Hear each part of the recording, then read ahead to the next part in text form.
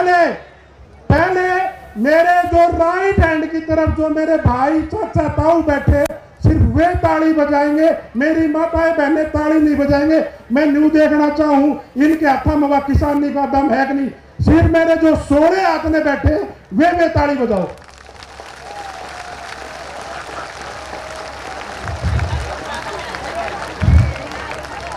ईद जिनका दूध पी के हम पहलवान बने हैं और आज उस रघुवीर ताई लड़नता ही तैयार हो रहा। ये मेरी माता ताड़ी बजा के न्यू बता दो, ये देखो, अरे बजा दो हमारी शेरियां ताड़ी। ये जोश है और हम इनकी औलाद है, ये हमारी शेरनी है।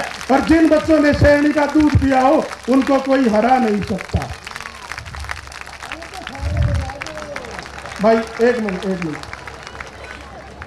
चलो अब हम बात शुरू करते हैं इलेक्शन की और राजनीति की।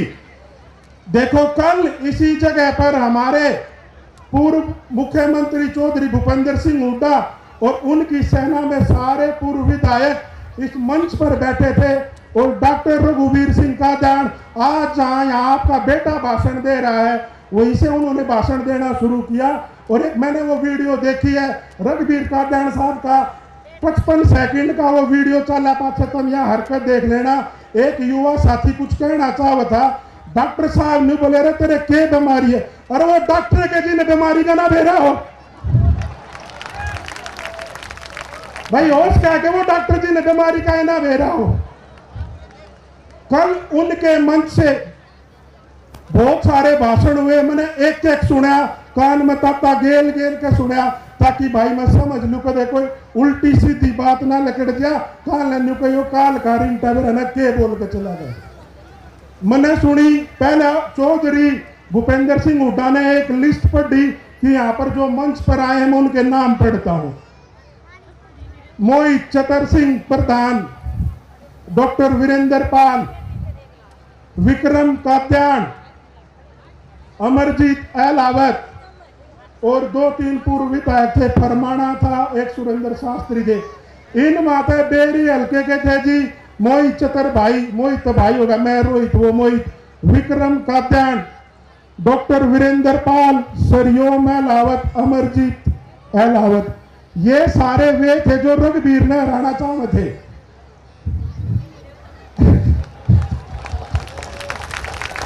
ये सारे वे थे जो रघुवीर ने हराना चाहते थे। उन्नत अलीमान हार, एक बच्चा कौन अमित, तो भाई हम वे हैं जो हराने के लिए पैदा हुए, हार मानकर किसी की गोदी में बैठने के लिए पैदा नहीं हुए। हार जाएंगे जीत जाएंगे वो हमारी किस्मत, लेकिन किए कि थूक कर नहीं चाटेंगे। अब छारा से शुरुआत करता हूं मैं। देखो आज इस छारा की पावन धरती को हमने क्यों चुना? हर चीज के पीछे एक सोच होती है, एक विचार होता है, एक उसका कारण होता है। छारा की सरजमी से इतने पहलवान पैदा हुए, अर्जुन अवार्डी हुए, हमारे कई अखाड़े चलते थे, गुरु धन्ना का अखाड़ा, तेजपाल पहलवान जी का अखाड़ा। और सबसे बड़ी बात मैं अपने नौजवान साथियों को बताना चाहता हूं, एक छारा में पहलवाना की जोड़ी होया करती थी, जो मेरे छारा के बड़े बुजुर्ग एक बार इस बात पर हमा भरियो, एक लीलार कराड़ा पहलवान की जोड़ी होया करती और कभी मरे से होया करते, लेकिन वे 100 किला का ना फुर्ती से मार दिया करते। आज वो लीला कराड़ा थारे बीच में अमित बनकर आ रहा है, और इस 100 किलो के पहलवान ने ऐसी चटकी दम मारेगा नहीं घुमा घुमा के, उसके समझ में नहीं आओगी। तो वो लीला कराड़ा जो पहलवान थे उनकी ताकत थी छारा गांव।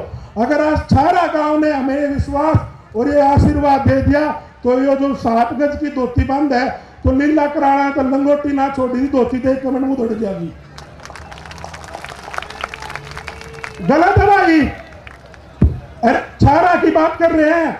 मैं इंग्लैंड में 15 साल पहले गया तो एक गुजराती परिवार के घर में रुका, तो गुजराती परिवार की उम्र 65-70 साल की थी। तो मैंने देख कर बोला भाई थोड़ी टूटी फुंदी आवधी, बोला बेटा आप कहां से हो? मैं बोला जी हरियाणा से हूं। बोला हरियाणा में कहां से हो? मैं बोला जी रोहतक में हूं। बोला रोहतक के 2-4 गांव के नाम बता। मैं बोला जी डिगल, दुबड़धन, मोखरा। बोला एक और गांव से बड़ा सा, मखा जी छारा। बोला छारा में कृपा सेठ होया करता जी की हिंदुस्तान में चर्चा थी, और ऊ की कोठी दुजाना तक दिखा करती थी। ये छारा भूमि की खासियत लंदन तक है। तो एक बारी छारा गांव के लिए जोरदार तालियां बजा दो। ये छारा की ताकत है। देखो छारा गांव पैसे में भी जाना चाहता था, पहलवानी में भी जाना चाहता था। उसके बाद आ गई शिक्षा। हमारे हरद्वारी लाल जी 3 बारी विधायक बने थे जी, 2 बारी बहादुरगढ़ हल्के से बने थे, और 1 बारी ये छारा गांव बादली हल्के में होता था, तो बादली हल्के में बने थे। वो इतने पढ़े लिखे थे कि उन्होंने चौधरी देवीलाल के सिर में दर्द कर दिया था अपने हल्की की मांग को लेकर। ये बड़े बुजुर्ग जानते होंगे, अगर मैं गलत कहता हूं तो ये बारी हाँ या ना में जवाब दे दो। दिया था कि नहीं दिया था जी? तो इस धरती से वो पहले कुरुक्षेत्र यूनिवर्सिटी के वाइस चांसलर बने थे। तो छारा गांव हर चीज में सक्षम है। तो एक बारी छारा गांव के लिए तालियां बजा दो। अब बात आती है राजनीति की, 2024 के चुनाव की। देखिए अमित भाई ने पिछले 5 वर्ष से मेहनत की, घर घर जाकर मेहनत की। इसी मैदान पर उसने महिलाओं का आशीर्वाद लेने की मेहनत की, महिलाओं को मान और सम्मान देने की मेहनत की। और अमित भाई के चर्चे एक भाई बोल रहा था कि पूरे हरियाणा रोहतक में है। मैं ये कह रहा हूं भाई, मेरे दौरे लंदन में, लंदन तो ऑस्ट्रेलिया तो रोज फोन आया करते, बुला रहे कि वो मरा सा पहलवान अमित कौन है। तो आपके भाई की पूछ तो बाहर तक है, ऐसा नहीं है कि सिर्फ हरियाणा तक है। बोलो एक बारी अमित भाई की। भाई ये पाछले वाले बोलो, वे बालक जो स्कूल में सब पाछे बैठा करते, जब तक हम कल की मारा करते, जब आज कल की मारने की बारी चुप बैठे। एक बारी सारे बोलो अमित भाई की, अमित भाई की। अब बेरी हल्के में आ जाते हैं।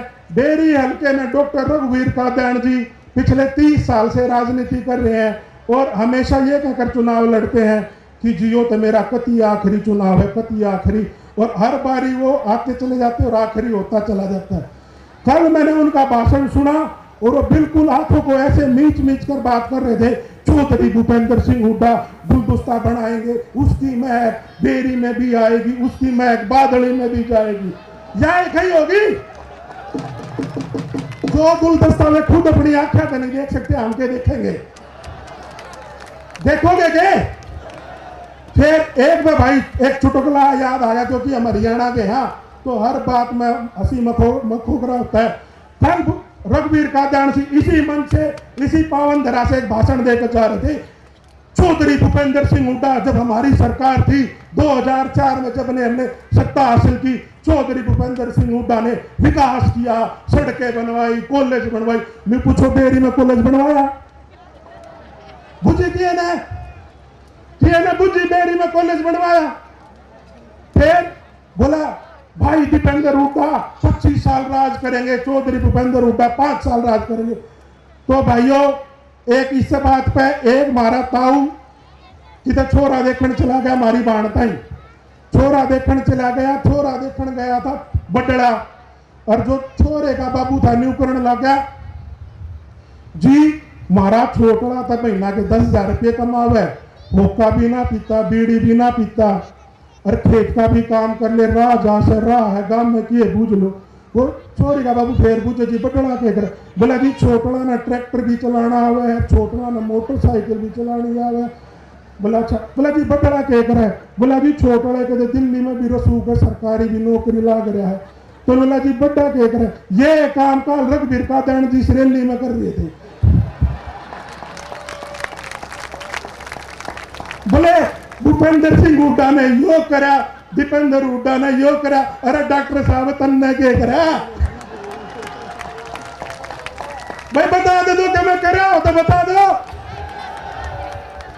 करा कि मैं? फिर भाई एक मरता है उड़े बेरी में बोले, भाई बीच में ना बोलो मेरा सारी याद से। बोला फिर बोला डॉक्टर साहब ने ना बेरी साला वास्ताड़े काड़े बाईपास चाहिए।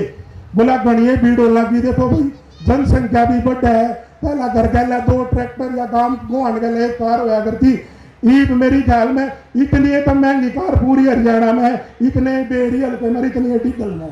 तो ट्रैफिक तो होना है, बाईपास तो चाहिए ही था। तो बोले डॉक्टर साहब ने कई पर अर्जी लाई, डॉक्टर साहब बेरी का विकास करा दो, बेरी का विकास करा दो, बेरी का बाईपास बना दो, बेरी का बाईपास बना दो। उन्होंने बाईपास करवाया और ये बात मैं आपको साक्षी मान कर कहता हूं कि उन्होंने बाईपास करवाया है, उसमें कोई झूठ नहीं है। उन्होंने बाईपास सर्जरी करवाई है अपने हृदय की। जिस उम्र में वो बाईपास सर्जरी करवाएंगे वो बाईपास नहीं बनवा सकते, क्योंकि उनमें बाईपास पर चढ़ करनी ना देखा जा कितनी समझ पड़नी कितनी ना पड़े, देखा जा दे भाई 5 ले बताऊंगे, मैं मानूंगा नहीं मानू, देखा जाए ए कल की बार का हाँ या ना बता दो।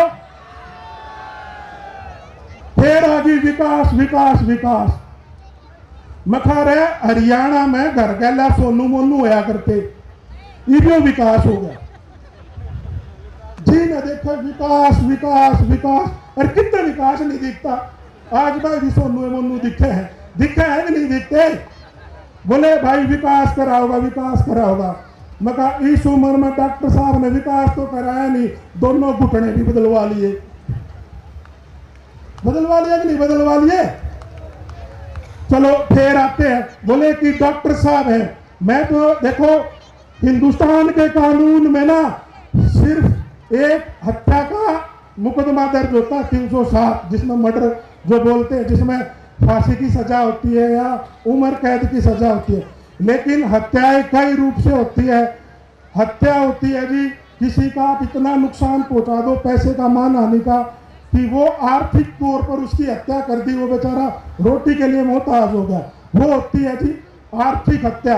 फिर दूसरी हत्या होती है जी सामाजिक हत्या, कि किसी को कोई ऐसा होता था जो पहले नुकाया करते, अभी वो गांव गवान में नाक कटवा रहा है, इन्हें गधे पर काला मुंह कर गांव की फेरनी पर चक्कर कटवा दो, वह होया करती सामाजिक हत्या। लेकिन एक हत्या और होती है जो पिछले 40 साल से इस बेरी में हो रही है, वो होती है युवाओं के राजनीति की हत्या। और अगर इसका हत्या का आरोप बोला जाए तो डॉक्टर रघुवीर का बयान हत्यारा है, हत्यारा। अगर गलत कहता हूं तो बोल दो, माइक छोड़ दूंगा, ना तो मेरी आमा भरो ना मैं ना भरो। गलत हो तो बता दो भाई। और जिनके माँ बापों की, परिवारों की, बड़े भाइयों की हत्या हुई, उसको सजा देने के बजाय फूलों की माला पहरा करो स्वागत कर रहे हैं। वो उनका स्वाभिमान, उनका खून नहीं, वो पानी बन चुका है। और हम उस पानी वाले शरीर से हम जिंदा नहीं रह सकते, क्योंकि हमारी रगों में, हमारी इस पवित्र पुत्र धरती से हमारी रगों में खून भरा है। मेरी माताओं ने दूध पिलाकर हमें शेर बनाया है, तो हमारा खून पानी नहीं है। हम विधानसभा में अपने दम पर जाएंगे और अमित भाई को विधायक बनाएंगे। अमित भाई की, अमित भाई की। अब एक बात और करूंगा, घड़ी नहीं आऊंगा। देखो यह बात मैंने बेरी में मैं कही थी, मैं फिर आड़े फिर कहने लग रहा हूं कि जब हमने 30 साल हो गए डॉक्टर साहब बोल रहे जाती आना कि डॉक्टर साहब हमारा इलाज कर दो, डॉक्टर साहब हमारा इलाज कर दो, डॉक्टर साहब हमारा इलाज कर दो। तो आप मेरे को एक बात बताओ, ताऊ जी आप बताओ जो पीछे बैठे हो, अगर आपका एक डॉक्टर की दवाई नहीं लगे क्या दिन जाओगे उगे, क्या बजाओगे जी? आप बता दो अड़े कोई सा। मेरी ताई बता दे जाड़ में दर्द हो रहा हो और डॉक्टर का इलाज ना हो तो कड़ा जागी, जाओगे कि नहीं जाओगे? बहाना में बता दो। तो वह श्रेणी आ गई। देखो मैंने यो भाषण बेरी में भी दिया था, ये मैं फिर कह दूं, यो से मैं इंग्लैंड से लेकर आया हूं जी। एक बार शेर के नाम की तो ताली बजा दो। यो शेर मैं लंदन से लेकर आया था। मैं 3 साल पहले अमेरिका जा रहा था। एक फीटमलकपुर गांव है बेनीवाल और फोगाटो का, वहां पे एक में सच्ची बात है, छोटे चुनावी मुस्करा है। एक बेनीवाल है, नाम मेरे को याद नहीं आ रहा, वो अमेरिका के जो सबसे बड़े 10 हृदय के विशेषज्ञ डॉक्टर सर्जन है, उनमें से एक उनका नाम है। तो ये देख लो, बेरी हल्के के डॉक्टर खाका तक जा चुके। तो एक बार इस बेरी हल्के के लिए ताली बजाओ। मैं उन दौर बैठा तो मन में उठ के चाह मांग ली, मगर एक चाह का कप दे दो। और सुरेंद्र बेनीवाल तो बोले, बेटा सुबह सुबह चाय नहीं, एक सेब खाना चाहिए। बोला, मैं हृदय विशेषज्ञ हूँ अमेरिका में और सबसे बड़ा सर्जन हूँ। मगर जी आप क्या साल तक खाओ? बोला 40 साल हो गए। तो भाई मन ने उन तैयार सीख ली और 3 साल मन में भी हो गए। इन्नू का अगर ना बहुत अच्छी चीज हो तो आगे बढ़ानी चाहिए। तो मैं एक बार कहना चाहूँ, जो 40 साल का डॉक्टर, 40 साल का डॉक्टर है, आप तो खुद न्यू का एक सेब रोज खा लो तो तब ना डॉक्टर द्वारा जाने की जरूरत नहीं पड़ेगी। तो नहीं बताओ, सेब खाना शुरू करोगे ना करो? करोगे ना करो? अरे यहाँ पे कही थी अमित तो तुमने सरकार में आती है, पिछले 1 महीने तो सबने सेब खाए हैं, खाए ना? जब तो थारी आवाज लेकट रही है, लेकिन रही है कि नहीं लेकट रही? अमित भाई जी दिन चंडीगढ़ पहुंच जाएगा और 5 साल तुम सेब खा लोगे, हल्के में तो डॉक्टर हुए ना रखो रहेगा, डॉक्टर रहेगा कि नहीं रहेगा? तो भाइयों देखो, मैं इकती आखिरी में आ लिया हूं और मेरे ख्याल में यो इस इलेक्शन का मेरा आखिरी भाषण होगा। मैं आप सभी से, जो मेरे युवा साथी हैं, उनसे हाथ जोड़कर अपील करना चाहता हूं। 5 तारीख का दिन है, 6 नंबर पे हमारा सेब का चुनाव चिन्ह है। सेब की ताकत आपको मैंने वो सब शब्द में बता भी दी। तो ज्यादा से ज्यादा सेब पर मतदान करना। अब एक ना यूं ना जाऊं, यूं तो क्या करे, एक और जब हम रोटी खाकर नाट जा, मारी माँ के घर ना बेटा एक और तो मैं न्यू एक ही जाऊंगा, एक बात कहता भी जाऊंगा। कल हुड्डा साहब आगे नहीं बोले, हमारे तो मजबूत कैंडिडेट रघुवीर कादयान जी हैं। मैं इतना अच्छा पोज करके इतना हंसा, जो आदमी 2 पकड़ कर खड़े नहीं हुए, वो मजबूत क्या है भाई? मजबूत है क्या भाई वो कैंडिडेट? जो आदमी धोती है, प्लास्टिक वाले पजामे पा लिया, वो मजबूत से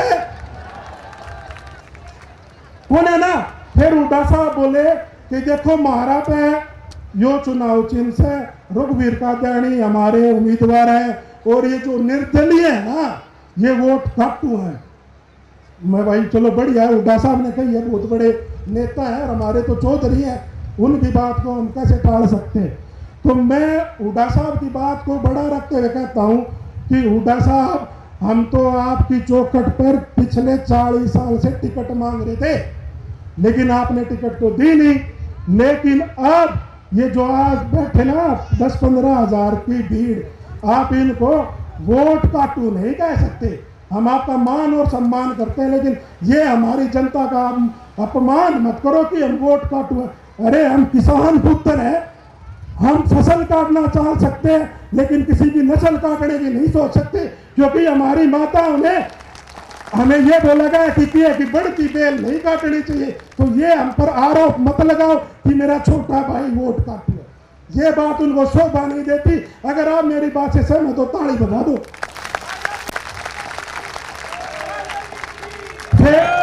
फिर जैसे रघुवीर साहब भी कह रहे थे कि दीपेंद्र बहुत शरीफ है, दीपेंद्र बहुत शरीफ है, तो मैंने बेरी में भी यह बात कही थी जी, आज अगर उड़े ना हो, ऐसा कोई थर्मामीटर हो जो शराफत नापी जाती हो, तो अमित की काख में देख लो, अमित के मुंह में देख लो। अगर दीपेंद्र पे थोड़ा भी कम ताजा, आज पर्चा ठवा देंगे। भाइयों, शराफत पहचानी नहीं जाती, ना दिखाई जाती, शराफत कुछ करके दिखाई जाती है। और मेरे भाई ने पिछले 4 साल बगैर सरकार में हुए, बगैर मुख्यमंत्री का बेटा हुए, बगैर विधायक हुए, वो आपके सामने दिखा दिया कि ये दीपेंद्र से शराफत में कम नहीं है।